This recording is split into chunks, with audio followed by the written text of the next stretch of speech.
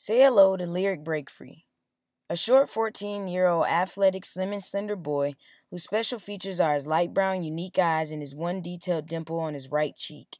He's half Native American and half African American, and currently has no occupation due to him being a high school freshman. Socially, he's an outsider and not very popular, and his family's economic status is that his biological father was a famous music artist, and his stepfather and mother are well known due to his mother being a nurse and his stepfather being a police, which places them in the middle class. As far as sexuality, Lyric is highly interested in beach girls, but never has had a serious relationship and is still a virgin. As far as his intelligence, he's very smart, but he doesn't apply himself.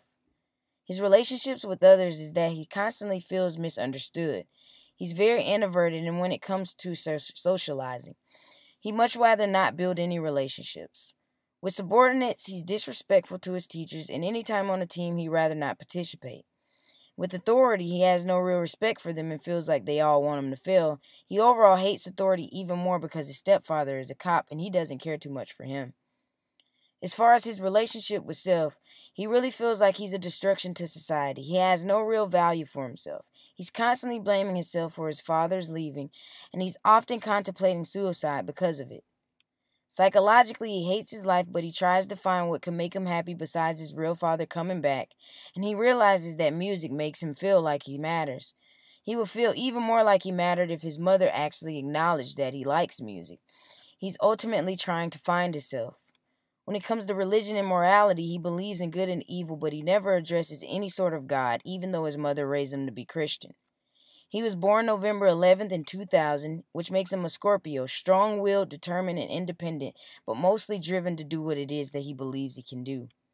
His core trait is that he's very rebellious. This rebellion makes him very disrespectful and beyond rude, and very outspoken when it comes to his anger. Any other time, he's very introverted. His fatal flaw is that he doesn't care much about himself, and he's outspoken with anger, and he's introverted towards others when ultimately it really matters.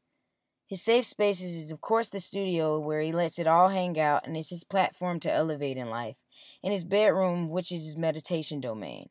As far as fashion, he loves urban attire. He often wears Ralph Lauren polos because they're his favorite, and he loves following urban trendy wear.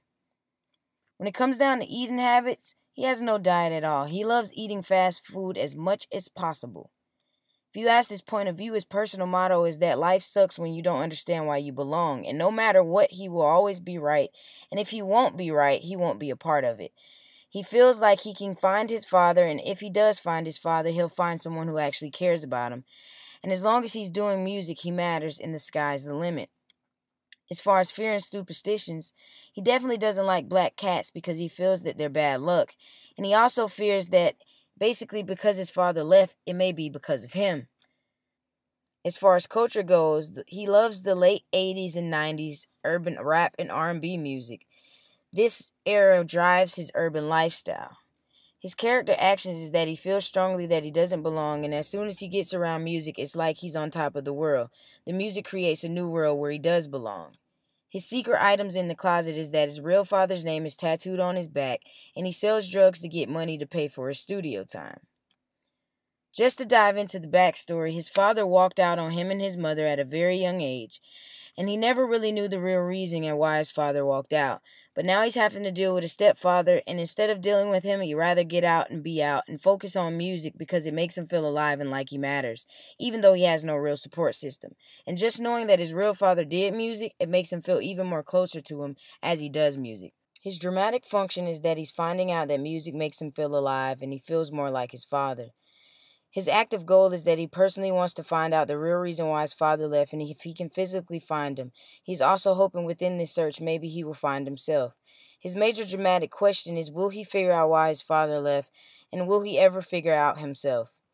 His dialogue structure and his words are often very childish and immature, and they come across as if he knows all the answers, or is always right, or even the victim. He is slang and has very little use of academically progressed vocabulary, and has a heavy southern accent. Here are a few examples of Mr. Know-It-All, Mr. Victim's dialogue.